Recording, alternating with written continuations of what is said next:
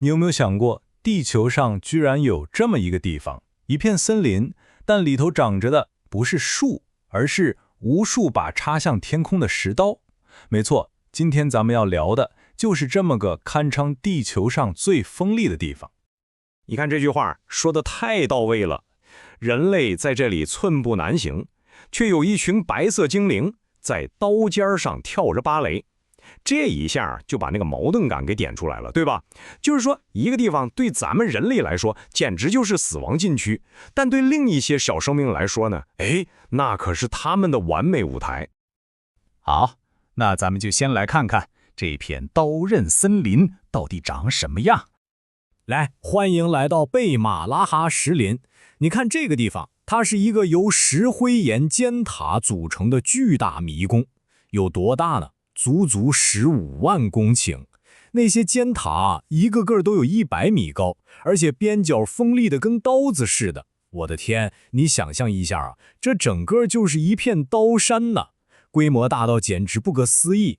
每一座石塔都像一把直愣愣戳向天空的长矛。它在当地马达加斯加语里有个名字叫青脊，翻译过来呢，意思就是一个不能光脚走的地方。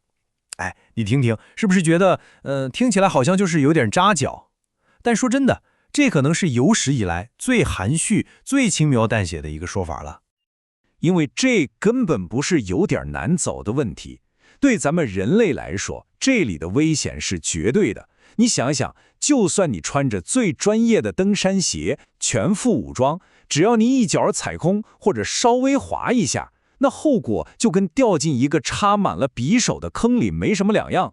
所以说，在这里你根本没有犯错的机会，一次失误可能就是致命的。那问题就来了，这么一个又壮观又吓人的地方，它到底是怎么来的呢？大自然是怎么雕刻出这么个作品的？要说这片石刀森林是怎么形成的，那可真得说是一场持续了几百万年的地质魔法。它可不是1天2天就长成这样的，这背后是时间和水联手打造的杰作。咱们来分解一下这个过程，其实很简单。第一步，很久很久以前，这里是海底，堆积了厚厚的珊瑚和贝壳，形成了石灰岩。然后第二步，地壳运动发力了，咚一下把这块巨大的平台给抬出了水面。接下来就是第3步，也是最关键的一步，侵蚀。热带的雨水你知道是带点酸性的，几百万年就这么不停地冲刷溶解这些石头。雨水就像是无数把看不见的小刻刀，一点一点地把比较软的地方给啃掉，最后剩下的就是我们现在看到的这些最硬最锋利的石头骨架。而且这雨水的雕刻功夫那叫一个精细，精细到什么程度呢？有些地方的石头被削得跟纸一样薄，你如果去敲一下，你猜会发生什么？它会发出当的一声，就像敲金属一样，声音特别清脆。你说这是不是大自然的鬼斧神工？简直了！好，了解了这片森林是怎么来的，咱们再来看点更神奇的。在这么一个对人类来说是噩梦一样的地方，生命又是怎么创造奇迹的呢？对某些生物来说，这里可不是噩梦。你看看这个对比，简直不要太强烈啊！一边是咱们人类，别说走了，站稳都费劲，每一步都心惊胆战；而另一边呢，是这里真正的主人缅乌猴。对他们来说，这地方根本不是什么噩梦地带，而是完美的游乐场。他们能轻轻松松的，姿态还特别优雅的，就跳过10米宽的裂缝，简直就像一群在刀尖上跳舞的白色精灵。那他们是怎么做到的呢？难道真的有超能力？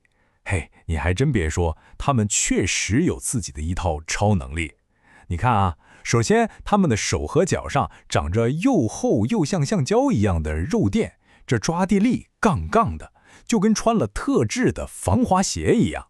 其次，他们那双腿特别有劲儿，这让他们的敏捷性和弹跳力达到了一个惊人的水平。说他们是跑酷大师，那是一点儿都不过分。在这些锋利的石塔之间穿梭，对他们来说就是家常便饭。所以你看，这就是进化最奇妙的地方。一片对外界来说危险的不得了的石林，反过来却成了这些狐猴最安全的堡垒。为什么？因为他们的捕食者，还有那些想抓他们的人类猎人，根本就进不来，也跟不上他们的节奏。这个危险恰恰成了他们最好的保护伞。好，说到这儿，咱把视野再拉远一点。这片石林呢，可不光是缅狐猴的家，它其实是一个完全与世隔绝的生命孤岛。你想啊，因为地形实在是太难走了，基本上就是外面的进不来，里面的也出不去。这么一来，经过千百万年的演化，这里就形成了一个非常独特、非常独立的生态系统。我给大家说个数字，你感受一下，85%。科学家们估计啊，在这里生活着的物种里头啊，有高达85%是地球上其他任何地方都找不到的。什么概念？就是说它们是这里的独家限定，这比例也太惊人了。所以说，这个地方它不仅仅是一片石头森林，它更是一个独一无二的基因宝库。而且这里的生命形态那也是五花八门。在地面上吧，有各种奇特的变色龙、鸟类和昆虫。那地下呢？地下也别有洞天。在那些巨大的洞穴网络里，还生活着没有眼睛的鱼，还有通体白色的螃蟹。它们早就完全适应了那种一片漆黑的环境。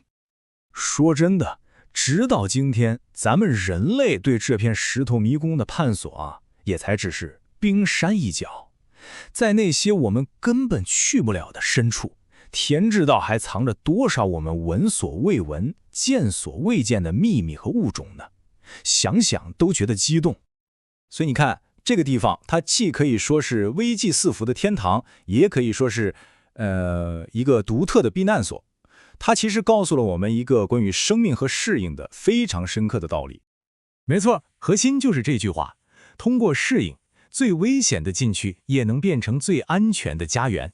贝姆拉哈石林，它用最锋利、最冷酷的线条划出了一道生与死的界限，但同时呢，它又用这道界限温柔地保护了那些学会了在刀尖上跳舞的生命。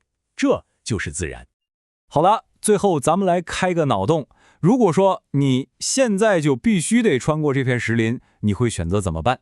A. 穿上一身骑士的盔甲，把自己包得严严实实。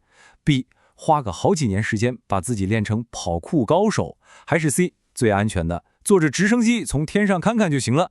欢迎大家把你的选择留在评论里，咱们聊聊